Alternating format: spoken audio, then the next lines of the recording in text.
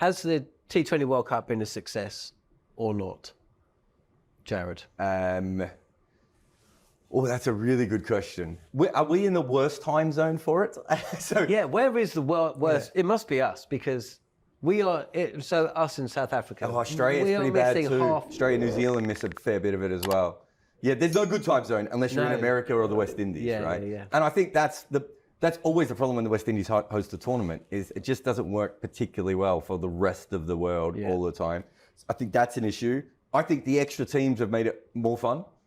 So that's been a positive. Yeah, I've been saying for ages that certainly the top 14 teams are pretty strong. Yeah. Uganda and Oman have their issues, but they're much better than when Harmy was playing. The 15th and 16th best teams would have been bowled out for 8 in every game, right? Like, remember when Namibia played in the 2003 World Cup and Australia bowled them out for 20 or whatever it was, right?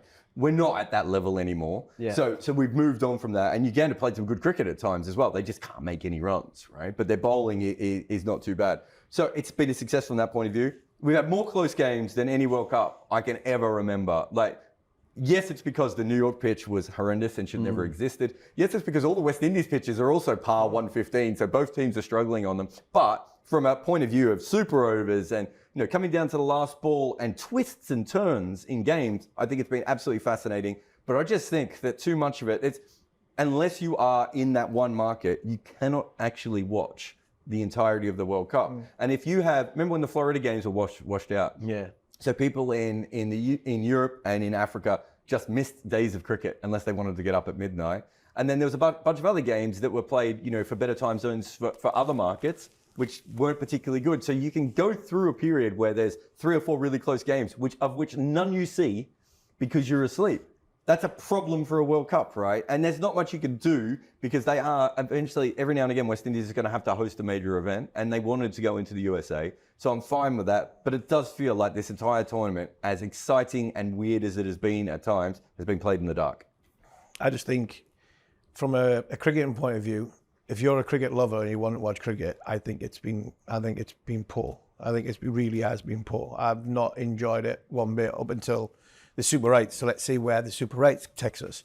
I think whoever's sanctioned New York's pitch going to Florida, somebody's not done their homework, because you cannot play on surfaces like that. You're asking India, Pakistan in front of 40,000 people to play on an absolute minefield. I mean, if you want to do it properly and you want to go to America and you invest all that money, I mean, the most important thing is the surface.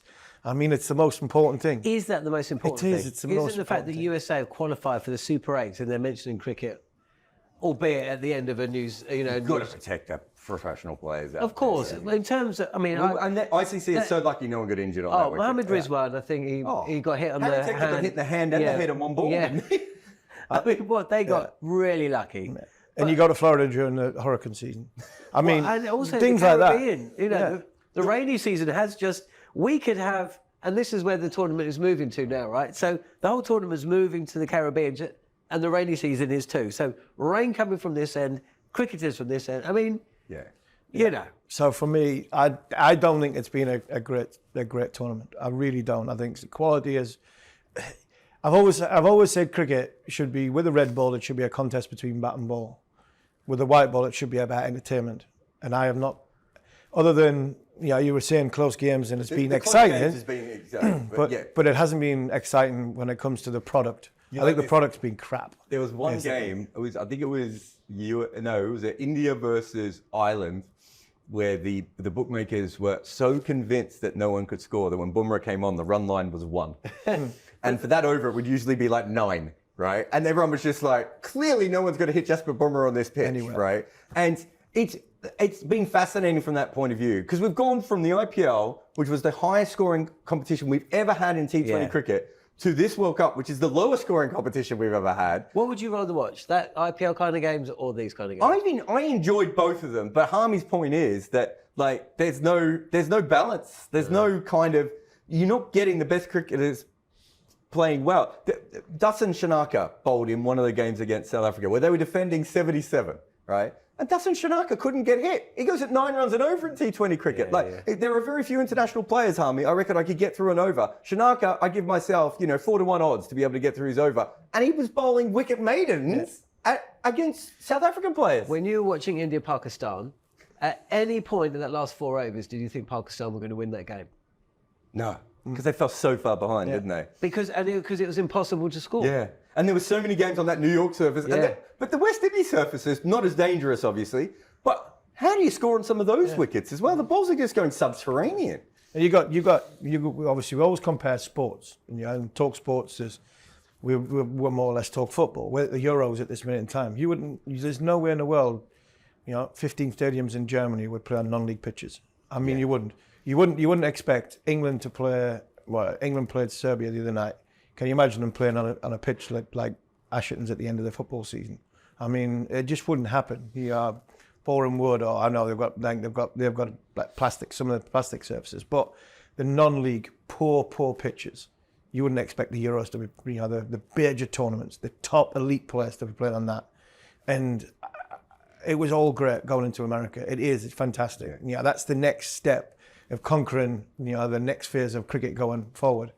But the biggest thing you had to get right was the surface, because that's what made the spectacle for me. And the pitch in New York, going to Lauderdale when it's in the middle of rainy season and we have 2 games rained off. I just think that all the goodwill you want to get out of America, yes, you might have raised the profile by Americans qualifying, but from a cricket and purist point of view, who enjoy watching the game, I've been so disappointed. So the American stuff is interesting because essentially it was trying to be marketed as baseball with more home runs. Yeah. And somehow we ended up with less home runs in New York. But because so many of the games have been close and tense, and no team has ever, I think there were like maybe one-sided game at New York, right? And even Dallas was a really good wicket, by the way. But Dallas had some really good games as well. I think because of that, they probably got away with it. I think if it would have been a case of we had a lot of really, really one-sided games. So from what I've heard of the casual fans that have been contacting me that have gone to games for the first time, they were like, look, my kids loved it. We found it more entertaining baseball because the ball was in play more often, things were happening, and the games got really, really close. But it's not what they were trying to do. What they wanted to do was what happened in Dallas, which was sixes and fun and, a cool little stadium. They built a cool little stadium in New York, and then they put no grass on it. That's the interesting bit, and you'll probably know more, Jarrod, and that's why I'm asking you the question, is the people who went to watch India-Pakistan, how many Americans went to watch it? How many Americans went to watch in New York, in Dallas? Probably more in Dallas than New York, because I'd imagine there'll be a lot more expat population in New York going to the cricket. But how many real locals that we are trying to get into America to come and watch the cricket? We're not from, originally from England, originally from India, originally from Pakistan, originally from the Caribbean. That would be, you might know more than that. No, I think New York was much more an expat thing. They wanted to be in New York because it's a big city, right? Yeah. And that was their big bang. That's why they stuffed it up, because they waited till the last minute and they stuffed it up. Dallas has more of a cricket background now, just because the Major League was played there. Yeah. So people were given cheaper tickets, and I think the tickets were cheaper in Dallas as well than they were in New York. Where it really worked though, Harmy, was when they beat Pakistan, and ESPN started covering it, and local news stations started covering it, and then I don't know if you know about this, but there were flame wars between baseball fans and cricket fans on Twitter. Baseball TikTok started doing videos on it. So it did actually have cut through, but not specifically at the grounds, but the entire event. I don't know if it's quite got to the level that 1994 Football World Cup, which is what they were hoping they would get to, but it was never going to get to that because, I just don't think Ireland versus Canada has the same kind of appeal as a Football World Cup. But it does have some cut through. I think they've had some success with it. I think they think the American leg was a success. And within that, they have said, as publicly as they can, that they stuffed up the pitch, right? They haven't been completely honest with it. I mean, that's the other funny thing about the pitch. Does the ICC find themselves for preparing a bad pitch? No. They should. But on that, you mentioned that the 94 World Cup. The 94 World Cup in America was the start of, the Major League Soccer. They got the likes of Beckham there, they got Rooney there and all that stuff. Is this going to happen at MLC? Is it going to be, is this going there in the MLC in, say, 5 years' time? Ricky Ponting signed a couple of year contract. Pat Cummins signs a 4-year contract. Are we going to see in sort of 2030, by then, we are going to see the best players in the world, second best franchise tournament to the IPL? Because if it is, and America goes like that, then I'm sure a couple of bad pitches is probably worthwhile to get that point, is it? As long as you're not the person who gets hit in the fingers. Yeah, true. Okay, But yeah, no, you're right. Look, I think the big difference between football and cricket is by 1994, a lot of kids played football in schools because a lot of parents were saying we don't want our kids to play American football. Soccer mums. Yes, the Volvo driving soccer mums became a whole thing. Also, they did have a massive, investment in football during the 70s. Exactly, and they had Pelé go over and play, didn't they? So they did have some stuff going on. But the big advantage I think cricket has is that sort of, cricket is a sport that is sort of passed on through families, and there are so many immigrant families over there. And I think cricket is naturally suited to the way American sports fans can consume things. Like there's almost always a game on.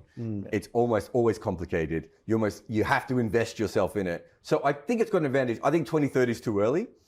But by 2035, if American cricket had a functioning body running it, which they don't, and Major League Cricket is still working, I could see it being a proper place of cricket going ahead. What level of success that is, no one in this room is going to be able to tell you, right? But I think that they can have a professional structure, and you've got Pudsy's over there. He'll tell you the good stories and the bad stories, right? Of turning up to facilities and just being like, well, this is just a rolled goose crap, right? This wicket. Coconut mountain as well. Yeah. And then he turns up at Dallas and they've got this great stadium built. So there are great things happening over there, but it's taking its time. Could they use the West Indies? Could that domestic structure work within the West Indies as well as, because there's the soccer, the Major League Soccer goes into Canada, and so does that region, because Canada's got a team, America, the 14 islands of the Caribbean, does that somehow become a domestic structure, and that's how they get better from a professional point of view? Well, it's interesting because baseball, obviously, it now picks a lot of their players from Central America, right? And you have whole islands that are like baseball academies.